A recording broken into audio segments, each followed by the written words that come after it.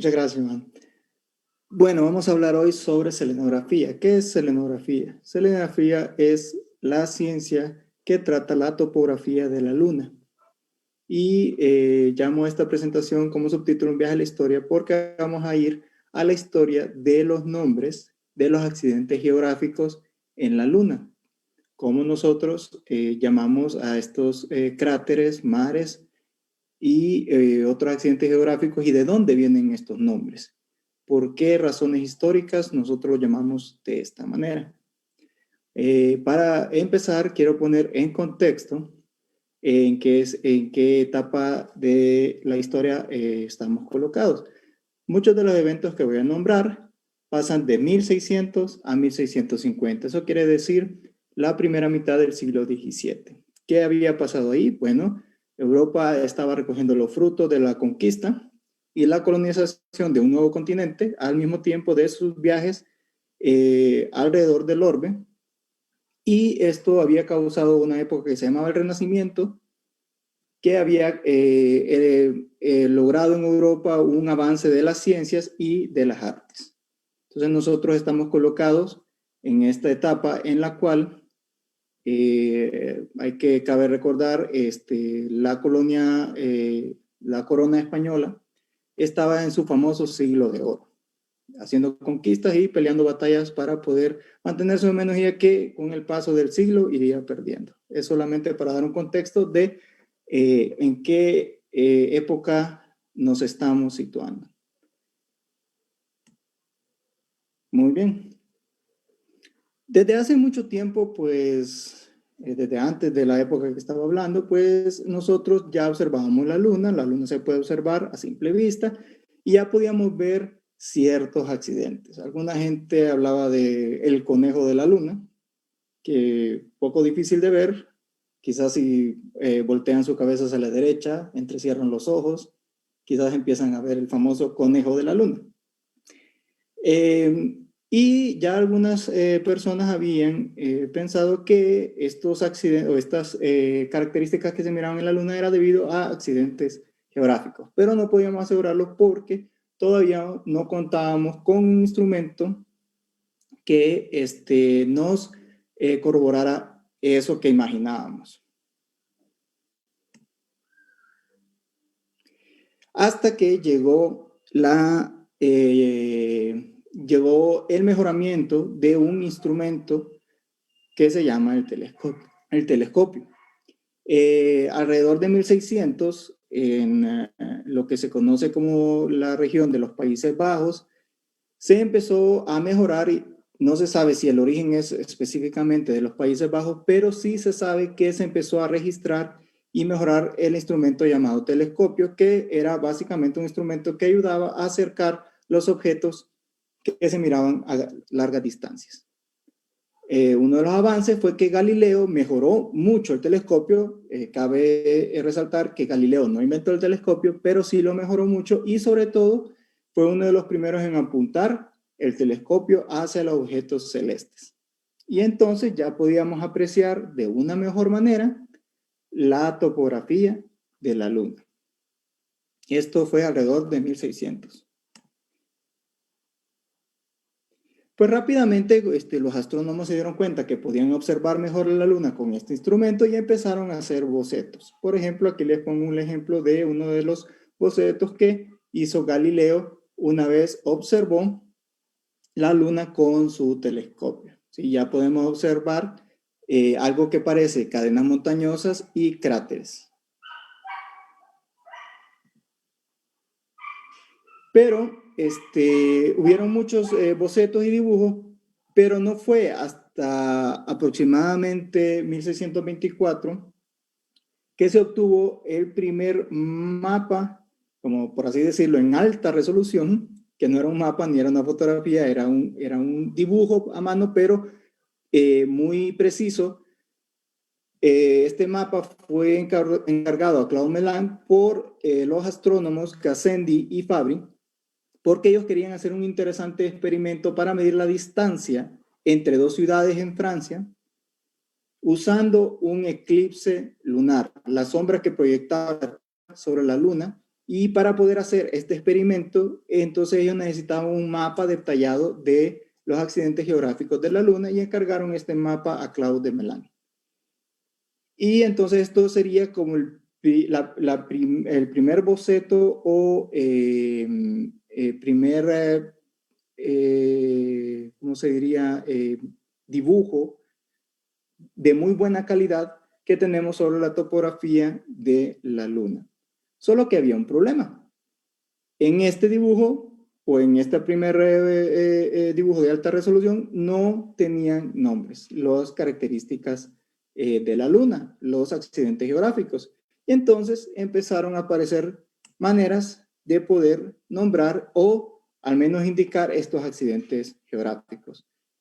Por ejemplo, están intentos como el de Thomas Harriot en Gran Bretaña, que empezó a poner letras y números a los accidentes geográficos para poder identificarlos. Esto no es completamente satisfactorio para poder tener mejor información, y es así que vinieron otros a empezar a poner nombres propios a estas características en la Luna. Ya se le empezaba a llamar a las partes más grises océanos y a las partes menos grises tierra. Las partes más grises son depresiones y la tierra pues son partes más altas en la Luna. Uno de estos primeros intentos, o uno de los mejores intentos de poner nombres fue hecho por Michael Florent van Langren, o Langrenius para los amigos. Él publicó un mapa con nomenclatura basada en nombres religiosos o ligados a la Iglesia Católica y a la corona española.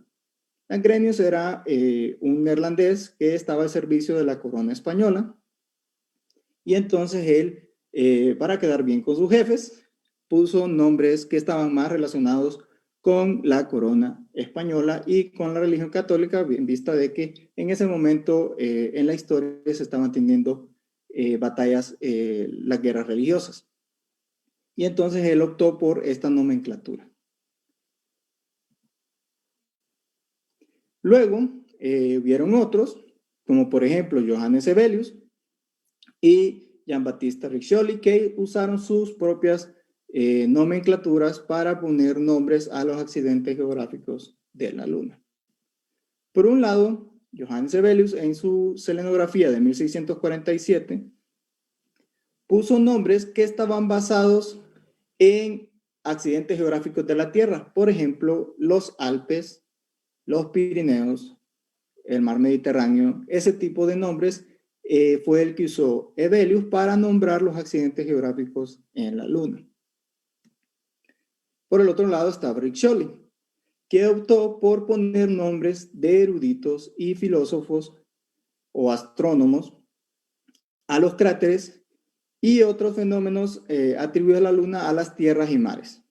Es así que tenemos nombres que están más ligados con la ciencia, como por ejemplo Platón, Aristóteles, para poder poner nombres a los cráteres.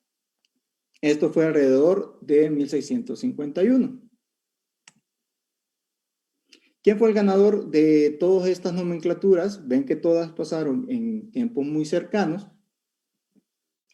Pues al final el sistema de Riccioli gustó mucho y tuvo mucha aceptación dentro del medio académico, ya que este incluía nombres que tenían que ver con la ciencia y el conocimiento del ser humano, o por lo menos con todo lo que había contribuido hasta llegar a ese nivel de conocimiento en la mitad del siglo XVII. Algunos de ellos fueron prominentes científicos de la época, como Robert Hooke o Cassini en París, en Francia. Otros astrónomos también agregaron más nombres. Conforme también se iban mejorando los telescopios, se podían ver que accidentes geográficos de menor tamaño se podían apreciar de mejor manera, se les podía nombrar, y entonces otros astrónomos también aportaron nombres a los accidentes geográficos de la Luna.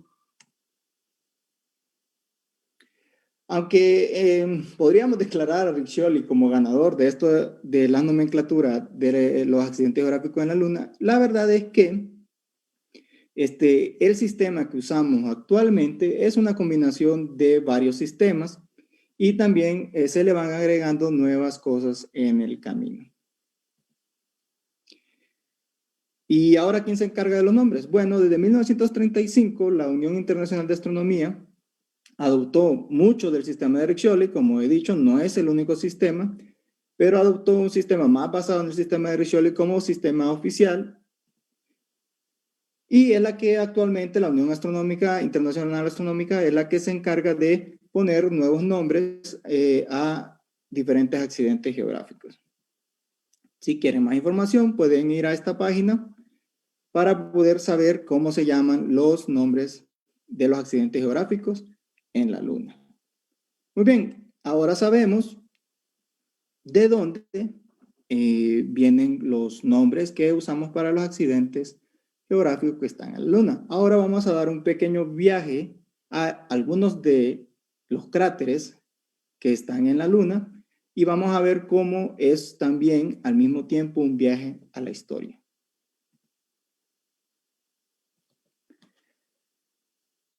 Entonces tenemos a la Luna, tenemos un pedacito del norte de la Luna y ahí vamos a ver a nuestro amigo Platón.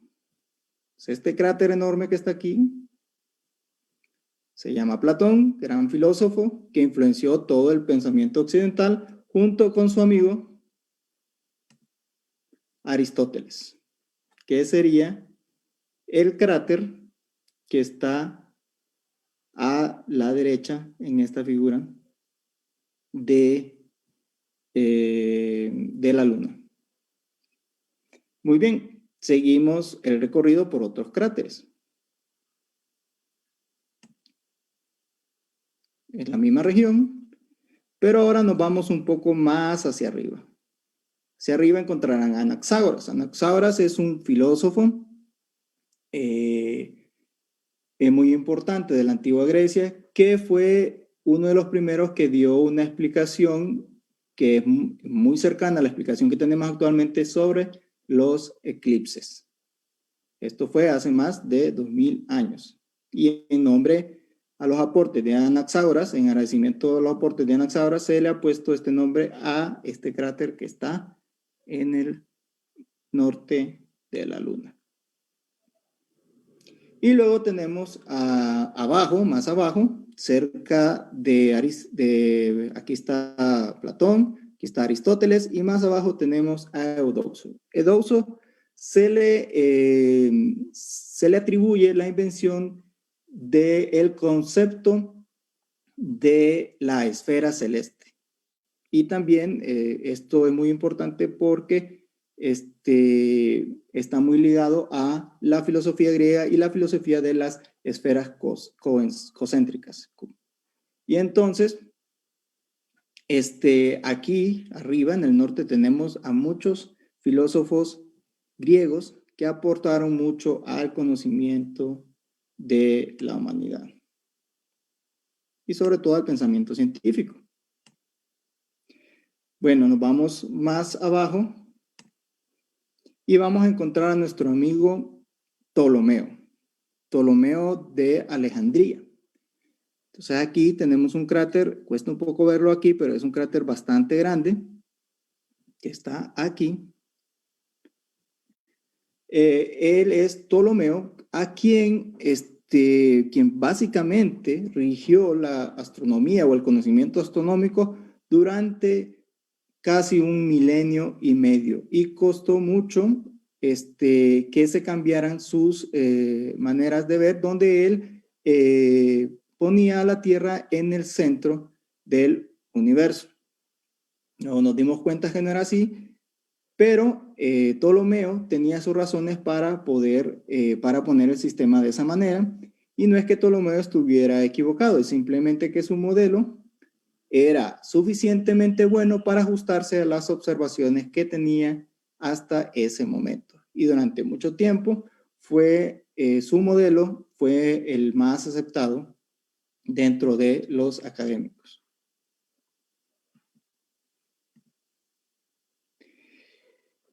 Entre Ptolomeo y la era moderna, el Renacimiento, pues el conocimiento en Europa sobre todo se redujo, o por lo menos hubo un tiempo donde no hubo un gran avance.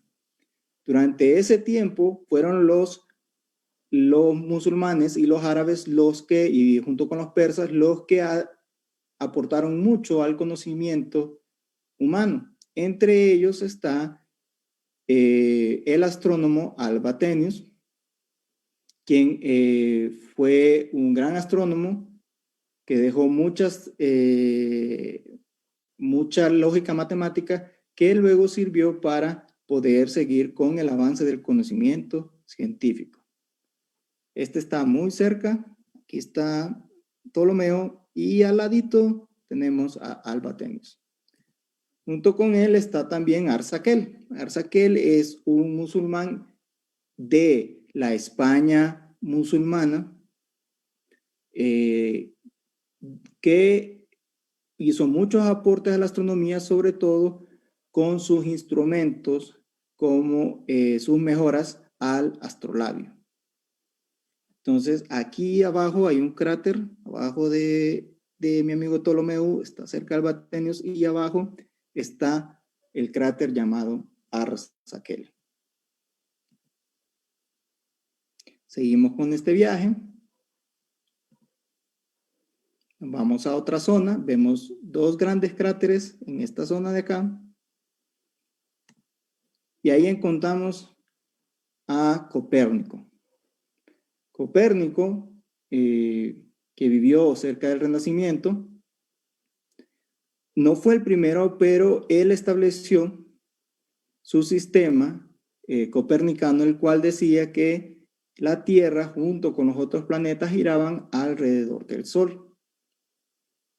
Ya algunos griegos ya habían jugado con esta idea, sobre todo Aristarco de Samos, y el mismo Copérnico se basó en muchos estudios antiguos, ya sea de griegos o avances también de los árabes musulmanes y persas, junto con su conocimiento que venía de la India, pues juntó todo ese conocimiento y empezó a elaborar su modelo heliocéntrico, en el cual colocaba el Sol en el centro y los planetas giraban alrededor, y eso fue un gran avance porque nos abrió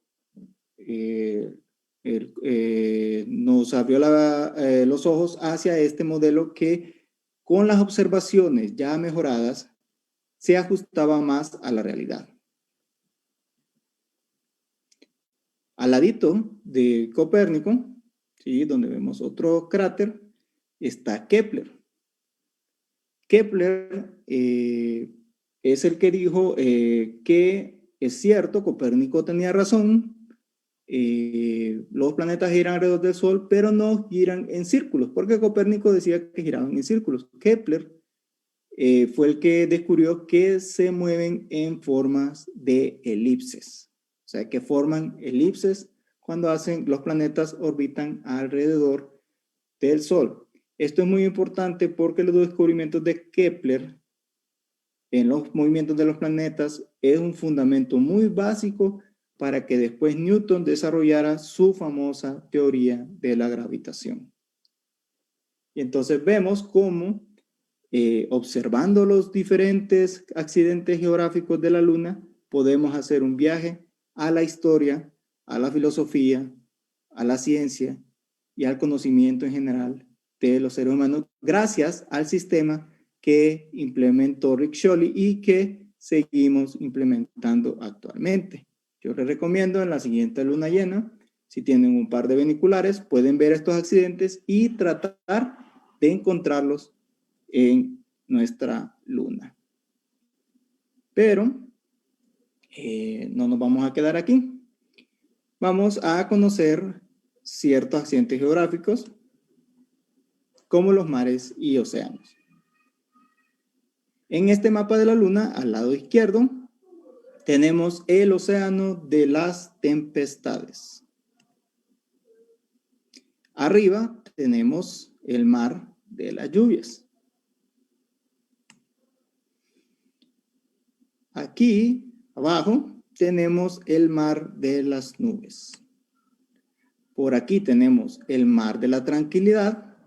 Muy importante recordar que en el mar de la tranquilidad fue donde se hizo el primer alunizaje del hombre. Ahí fue donde dio su primer paso Neil Armstrong. Y por último vamos a señalar el mar de la serenidad, ¿sí? Bueno, para los que quieren ver el conejito en los mares, se supone que el cuerpo está por este lado, aquí está la cola, aquí está la cabeza y aquí estarían las orejas. Eso ya lo dejo para ustedes si creen que se puede ver un conejo o no. Bueno. ¿Preguntas hasta acá? ¿Tenemos alguna pregunta, Johanna?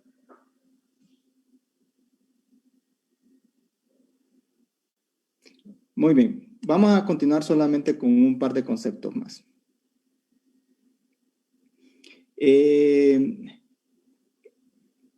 Quiero simplemente terminar esta plática diciéndoles, hablando de un par de cosas interesantes.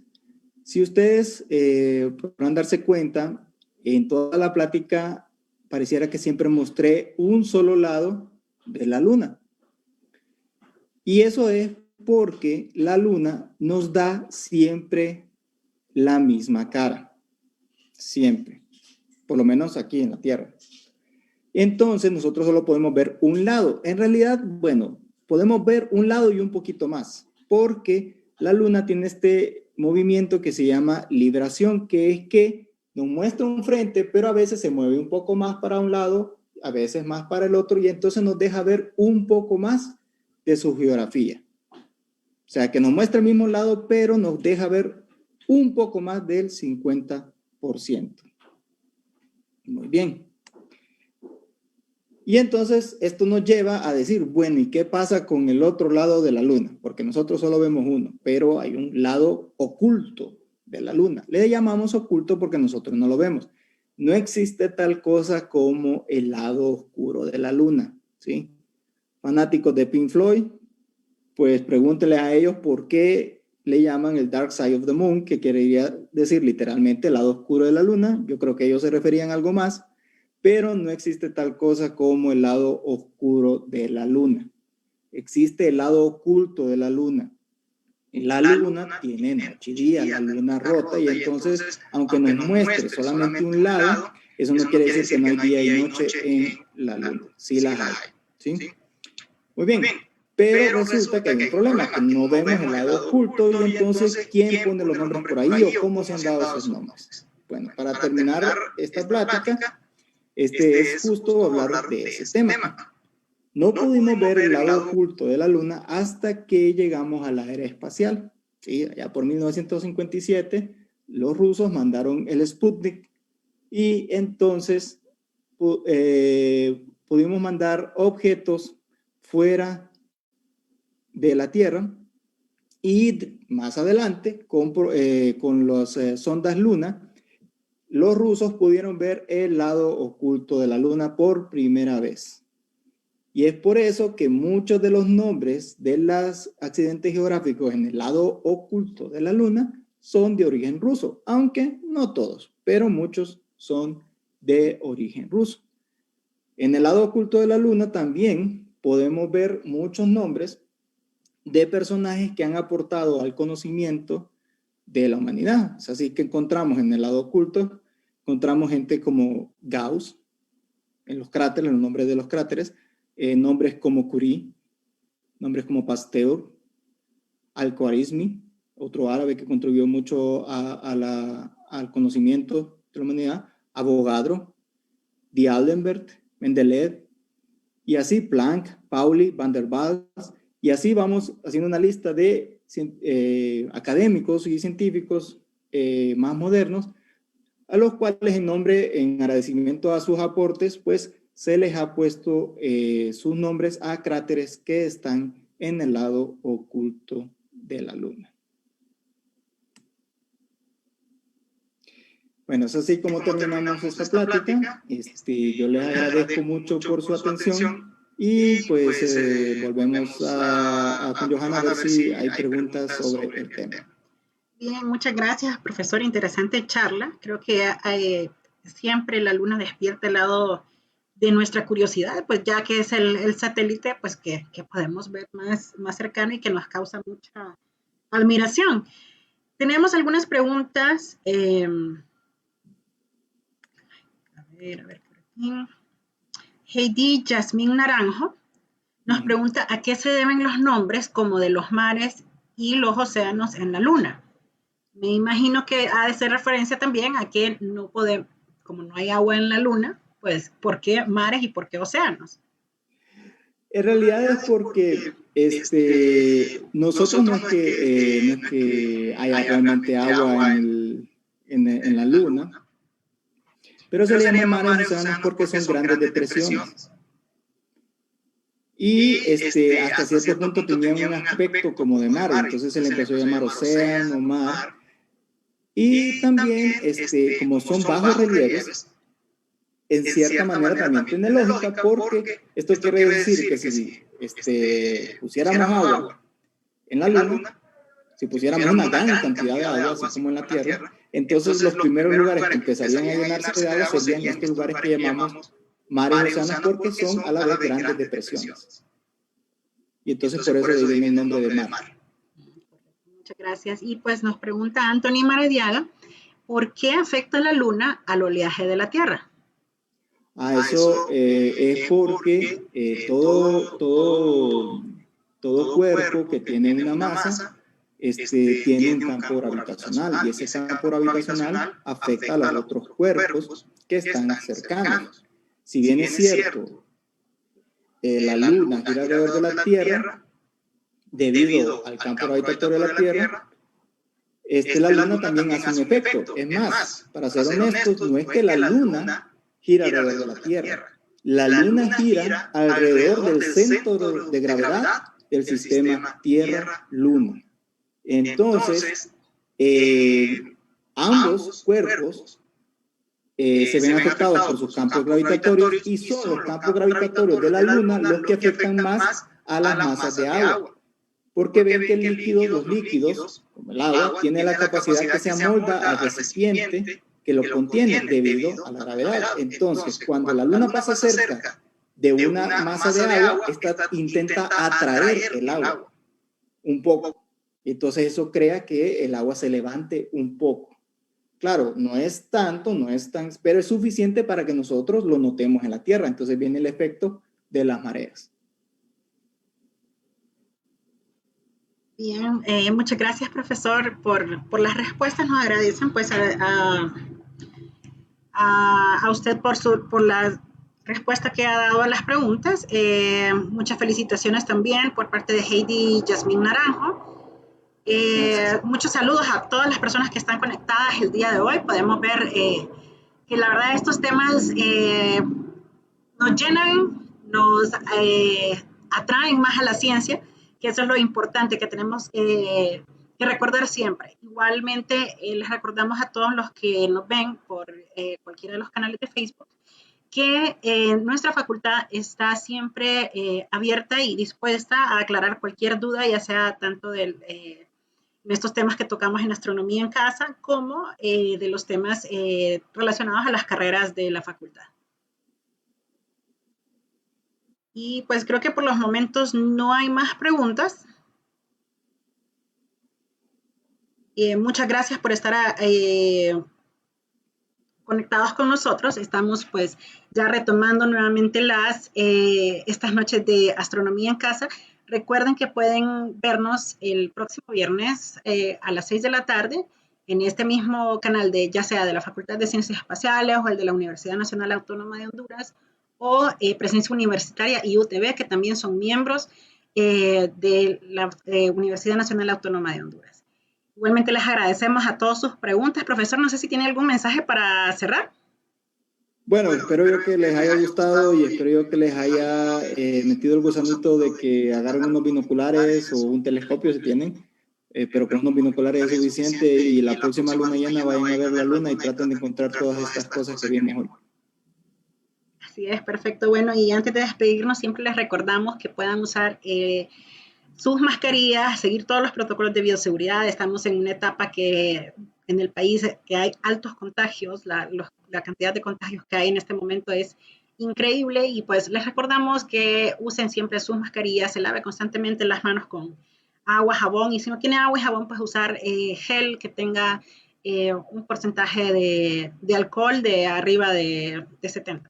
Entonces, siempre, por favor, recuerde estos protocolos de bioseguridad y nos vemos el próximo viernes en otro programa más de Astronomía en Casa. Que tengan muy buenas noches.